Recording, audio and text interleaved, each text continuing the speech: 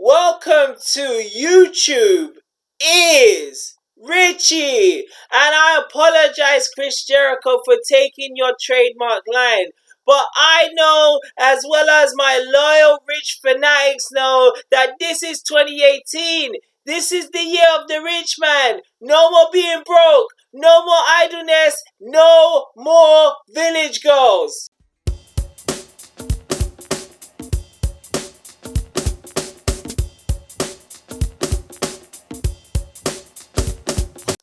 So in this vid, I'm gonna be talking about the modeling industry from my perspective. So this is not for like other people's like general opinion of like the modeling industry. Is it subjective? Is it racial? And none of that. This is just how modeling was for me when I first broke into it many years ago. So around the time while I was still studying my undergraduate degree at university, becoming a slave if I didn't know it. But I needed to find a way to basically, obviously support myself with like, studying. You know what I mean? And I tried different jobs from like, working in sports stores, working as a waiter, selling like just anything that comes to mind. I was doing it. I was hustling before you're hustling now. You know what I mean? But one of the things I always thought, or not even thought, like one of the like from people in my uni, they said probably you could be like a model and that. And I just want to preface it like when I did modeling, it wasn't like to like gas myself, like be like, oh yeah, I'm fly. Look at all this. I'm probably the most introverted person, so that's not me. The bottom line, I did modeling was just to pay the bills. I was like, if you get paid just to take pictures, I'm on that, man. Sign me up. But it was a very strange process with like modeling because like what happened is I sent like my pictures, because like I said, I didn't have any like at this time when I was applying, I didn't have any professional pictures. And if you go back, this was like almost I think nearly almost coming to a decade ago. And obviously like camera phones weren't as good condition, up to the quality it is now. So, you didn't have like that process of taking good photos to send to these like big, studios and that, you know what I mean? So at that time I remember I was showing pictures of like photo albums, and it was really crazy because the first day I actually went into like for my the first time I actually got accepted, because I applied to ones like Models One, a few of the others, the big like modeling industries, and they said like I had this kind of exotic look, which is basically I look black or whatever, but like they never wanted to like F with me, I mean, they never wanted to like say, okay, let's give this guy a contract. But I think it was one company that was basically gave me a chance, and it's like I actually came in for an interview so they could see me. And like keep in mind around this time I was broke as a joke, so finding like good clothes to wear at this time was pretty bad. If anyone's seen Spider-Man 2, when Peter Parker is like living in the city and he only has his Spider-Man costume and his suit, like two costumes to pick from.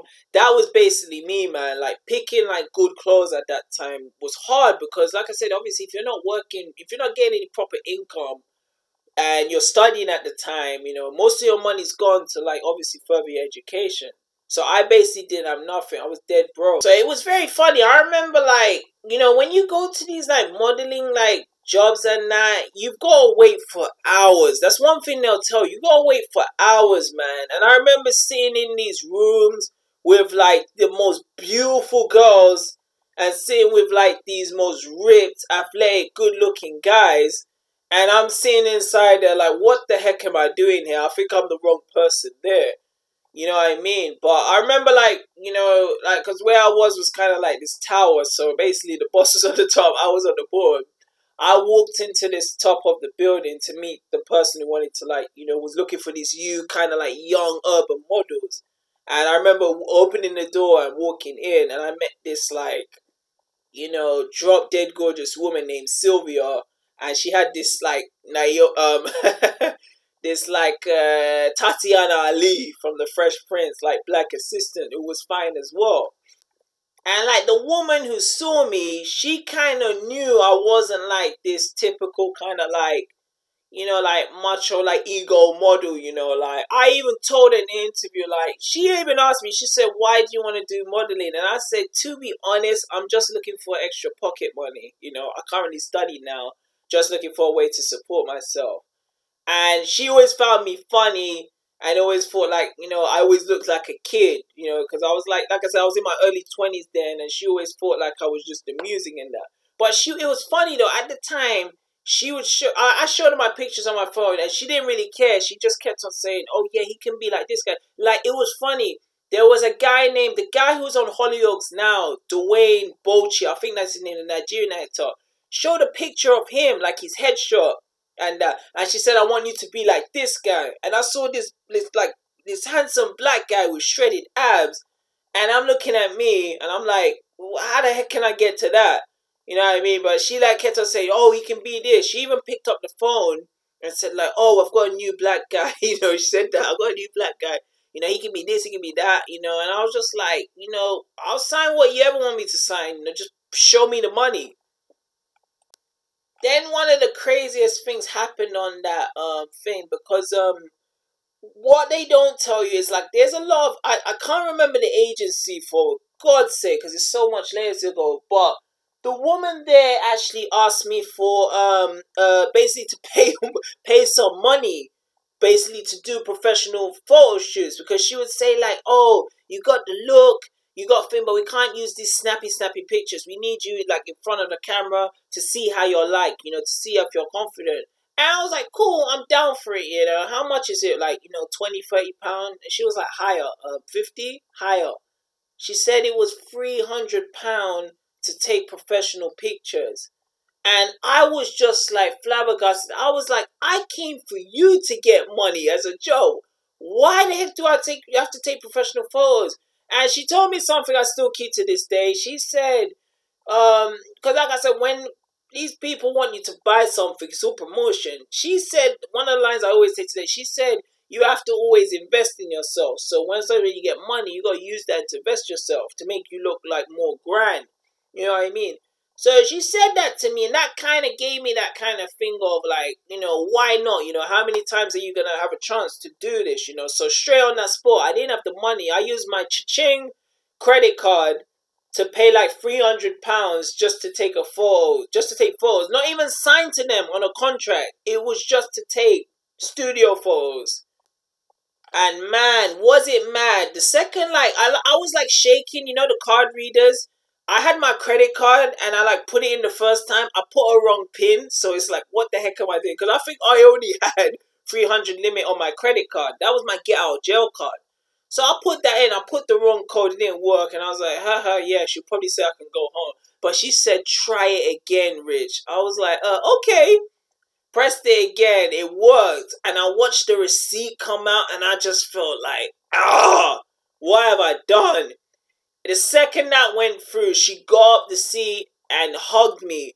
She was like, oh, you're going to be big. And she told me, and like when people talk about this casting couch stuff and that, it actually happened. Like, she actually told me to take my shirt off. You know what I mean? I didn't have as much tattoos as I do now, you know what I mean? But at that time, I only had my one tattoo.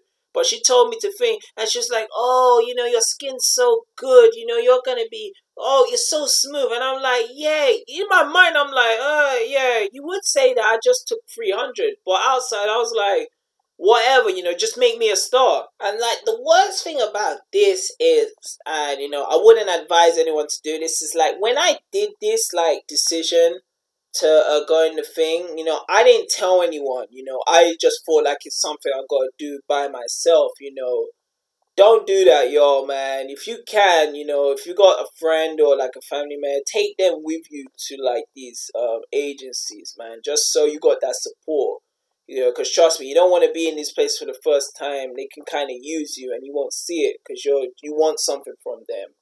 But going back to Sylvia, the one who like signed me up, she told me that what I needed to do, and like I said, she took my 300. I basically had no money.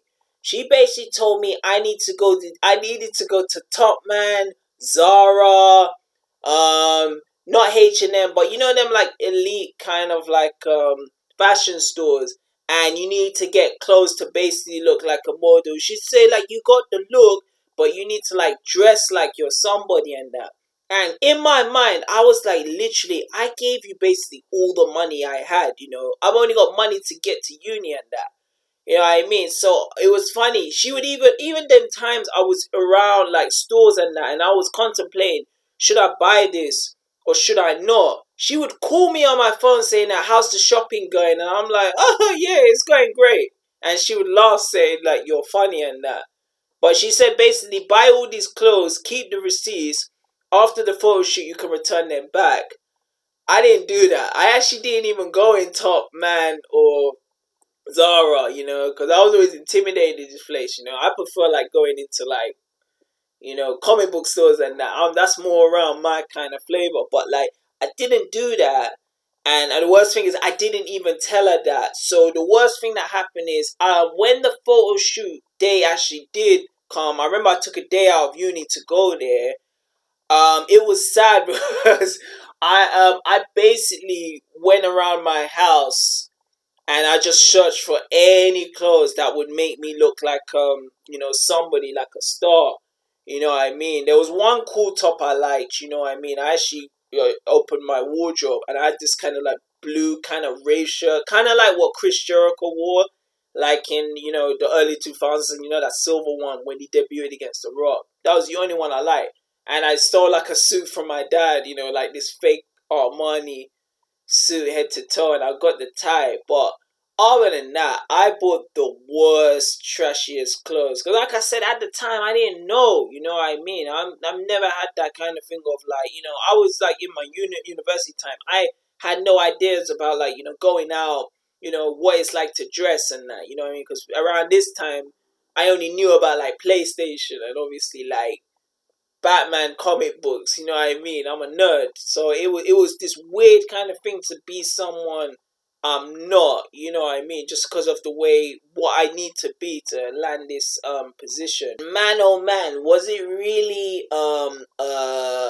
like a kind of step on like it's like I fell on my face flat because I came in and it was this studio, it was this proper big studio, and I saw like a lot of these like guys, and like these were all like model kind of looking guys, you know what I mean? It was like Tyson Beckford, Marcus Zuckerberg, you know what I mean? Like these male, like David Beckham probably was there, but these were like proper male models and that.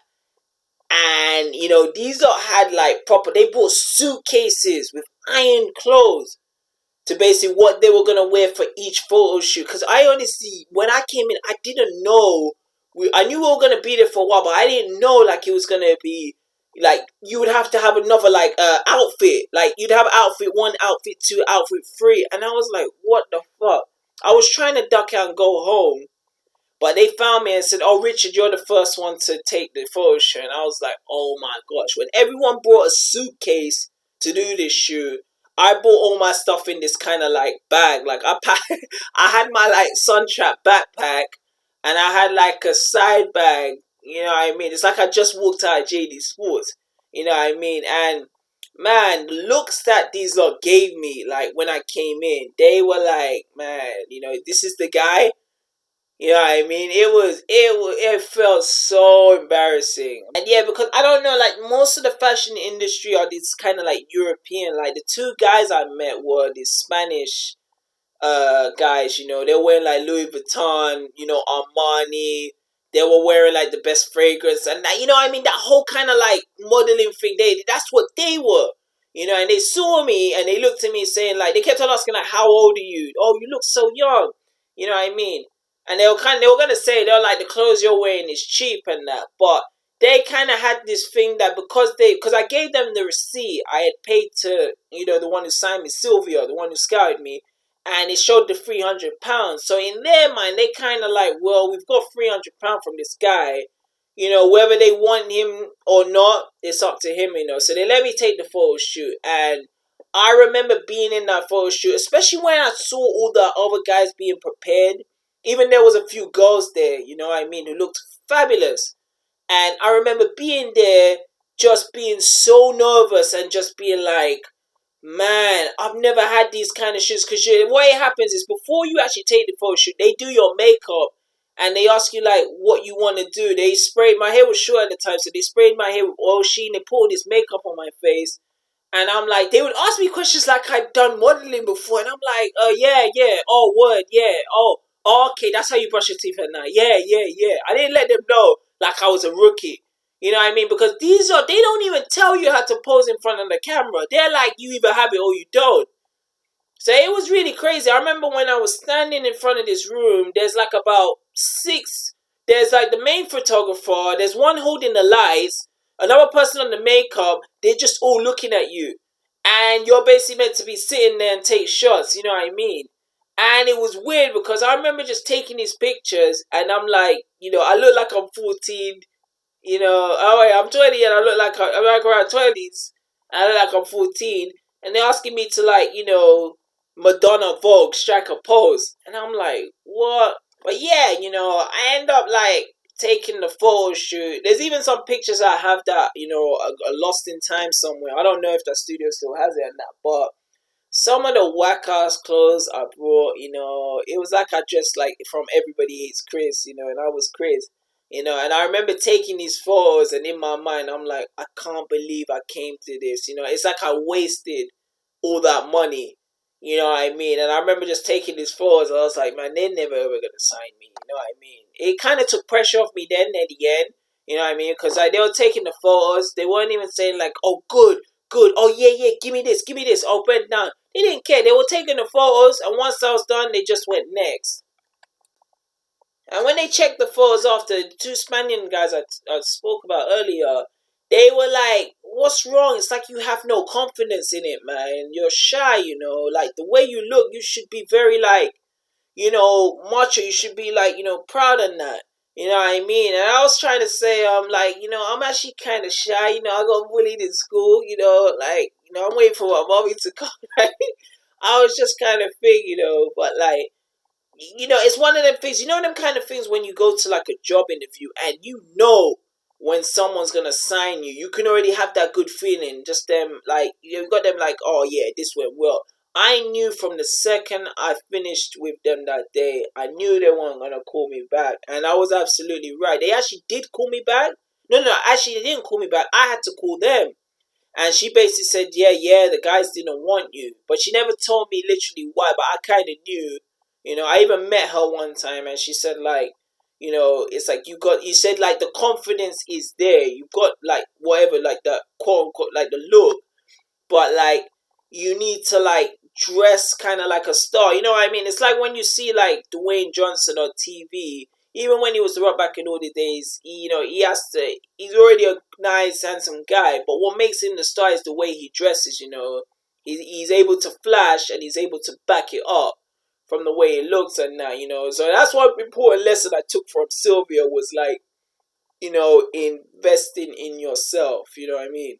Because it was one thing she also told me then, because originally when I came, I thought I would be doing that runway modeling or whatever, but she said like I was too short because I'm like I'm just about like in a good day I can be 6'1", but I'm mostly like 5'11", like 6'4".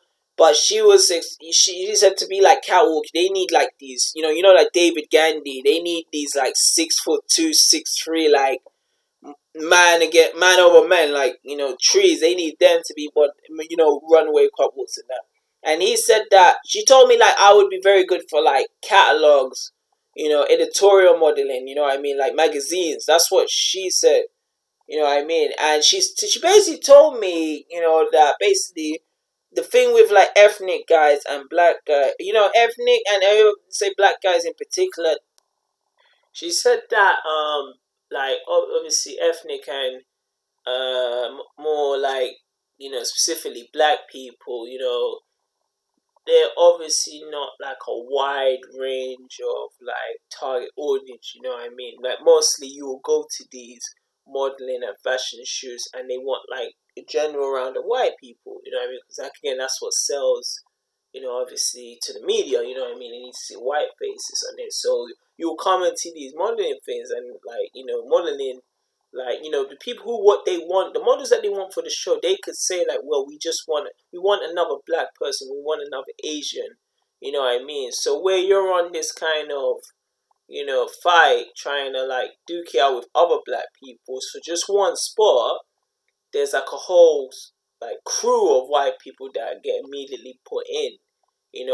So it's like the modeling industry, even though they say it isn't, is very racist. In a multicultural environment, when you can mix it, you can put black, white, Asians. It's mainly just obviously just targeted to white people. That's what we'll still be seen as the supreme, like, beauty when it comes to modeling and that. And it's like, yeah, when I heard that from that, I started to understand, like, it's not for me, man. Like, I'm not nobody's, how can I say, like, the